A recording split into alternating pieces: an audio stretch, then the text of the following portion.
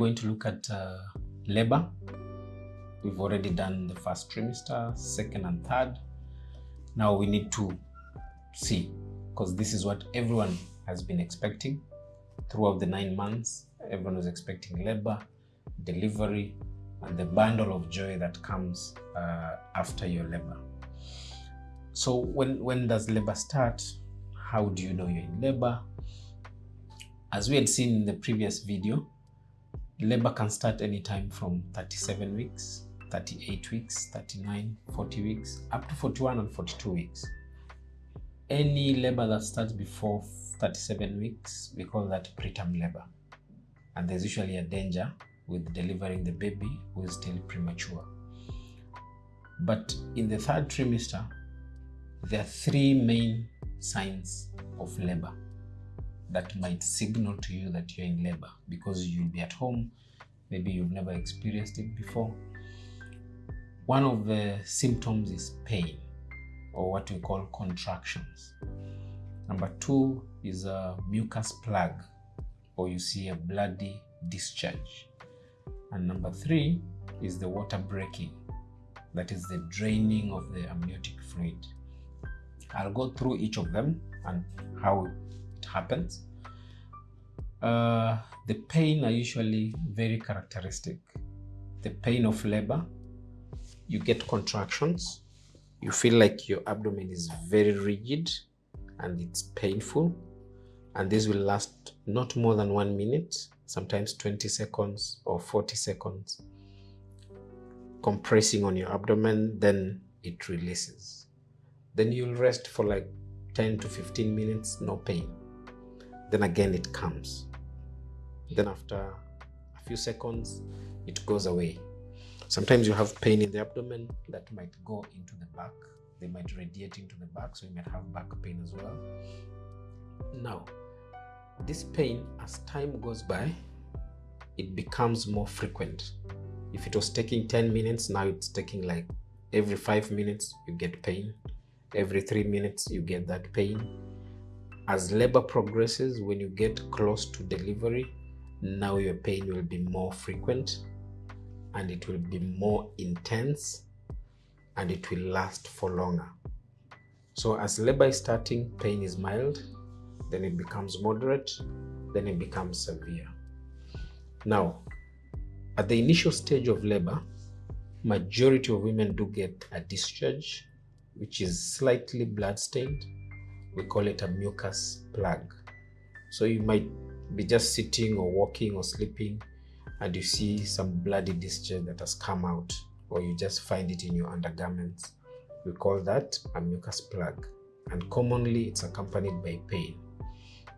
The third sign, which is the water breaking, sometimes this sign is unreliable. Don't wait for water to break for you to go to the hospital, because the water can break at the start of labor. The water can break in the middle of labor when you're already progressing. Also, water can even break when the baby is ready to come out. So once you have your pain and the mucus plug, you can wait a bit, like an hour, 2, 3, see if the pain is increasing and persisting, then you visit the hospital. But if the water breaks, even if you don't have pain, even if you don't have a discharge, if the water breaks, you need to go to the hospital immediately, because that might signal the baby is on the way, or there could be other danger signs that might need attention of the doctor. Now, what is expected of you when you come to the hospital? Once you reach the hospital, your doctor or your nurse or your attendant will examine you. You will say how you're feeling, then they'll examine you. They will examine the abdomen, feel if the baby is kicking well, the heartbeat of the baby. Then they'll examine your birth canal and check if the cervix has dilated. The cervix is the opening of the birth canal where the baby descends and comes out. So I'll explain that in a diagram. assume this is, just look at that diagram. So when you're not in labor, your cervix is closed. So that is 0 centimeter when you're not in labor. Then once you get into labor, as you're getting the contractions, pain is coming, the head is descending down, your cervix will start to open up because the head is compressing on the cervix. So if it was 0, it will dilate to 2 centimeter. Then as time goes by, the head is descending, it goes to 4 centimeter. Then it will dilate to 6 centimeter, then to 8 centimeter. And finally, this one, your cervix will dilate into 10 centimeter. Now, 10 centimeter is usually the maximum dilatation. Almost many babies, 9 centimeter to 10 is the size of the head. So once you get 10 centimeter, we expect you to be full dilatation. So you'll be informed that your baby is almost now coming, and once you've reached 10 centimeter, you might even have the urge to push. You might feel like you want to go for a long call. You might feel a lot of pressure. Please don't visit the washroom. You need to call the attendant. You can ring a bell, or you can call them, or you can send someone to call them to come and attend to you so that they see if the baby is coming out. So there are stages of labor. From 0 to 10, we call that the first stage of labor. And as labor is starting, the progress is a bit slow. Even the examination is less.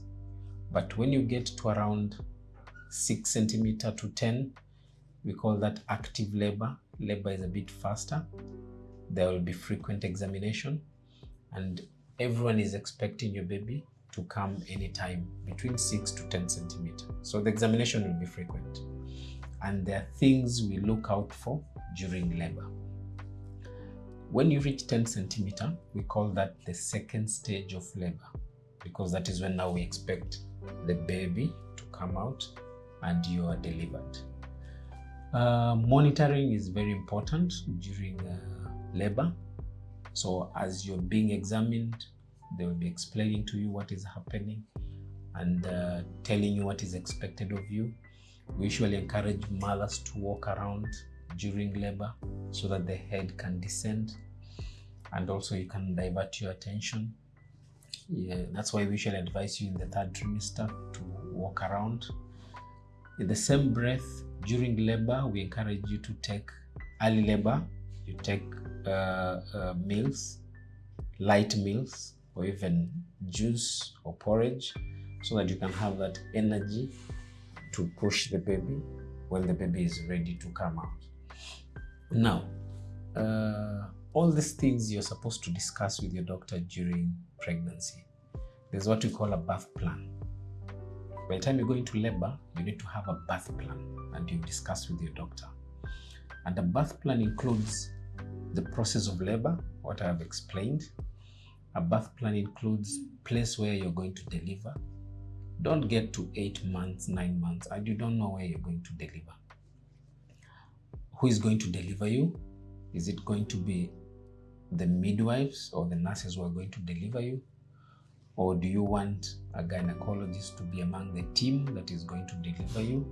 You need to be sure about that so that everyone is prepared. The place that you're going to deliver, you need to know the cost of delivery, both the normal delivery and cesarean section. And you also need to know the whole team. And the team includes your doctor, the nurses, and your people who are accompanying you into the labor room or into the hospital. We call them the doula. A doula can either be a professional doula who will always be there with you during labor, because you need that moral support.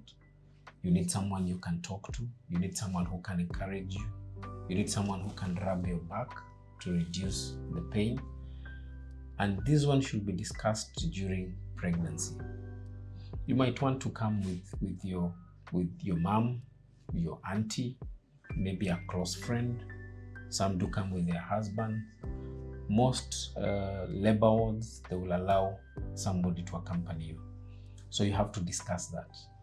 And when you're almost delivering, again, you need to consult and know if that person will be there when they are carrying out the process of delivery. And if possible, that person should meet your team before the labor process or before the delivery. So that is part of the birth plan that you need to. And also the intervention. There are some interventions which are taken during labor. You're supposed to be informed. If you're uncomfortable, that might not be done. If you're not comfortable with the intervention that needs to be done. Some of the labor complications that might happen, which you need to know, and it's important you know, there's what you call prolonged labor. Prolonged labor means labor has taken too long and we are worried the baby is going to be what we call fetal distress, or the baby is tired. Mtoto amechoka. What nasema mtoto amechoka. So prolonged labor is a complication that might lead to a decision of doing a cesarean section. Or you'll be told there's fetal distress. Maybe the heartbeat of the baby is too low, or the heartbeat is too high, or the heartbeat is irregular. So you're told mtoto amechoka, you need to go for a CS. If you bleed during labor, bleeding like your menses, that is a complication as opposed to discharge mixed with blood.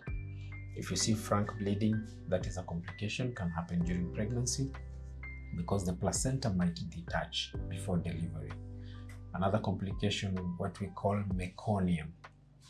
Now meconium is when the baby poops. When you're still in labor, the baby poops in the womb.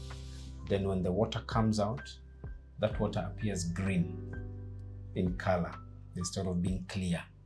So the problem is usually the baby might inhale that liquid, the meconium, and that might clog the lungs of the baby. So we shall advise, if labor is still far from delivery, you might have to go for a CS if there's danger to the baby. So all these you'll discuss with your doctor before labor and even during labor. Now, normal versus CS, those are the things you'll discuss with your doctor to know. Of course, we advise normal labor, but if there are any complications, you can go for CS. There are those women who choose to go for CS. They prefer CS than normal delivery. You need to discuss with your doctor the pros and the cons, advantages and disadvantages before you make that decision. Thank you so much. That is briefly about labor. In our next series, we'll look at after delivery, what happens. It's called the postpartum period. What should you expect? Are there any treatments? Are there any complications on the baby? Thank you for watching our videos. We encourage you to continue subscribing to our channel. Thank you so much. God bless you.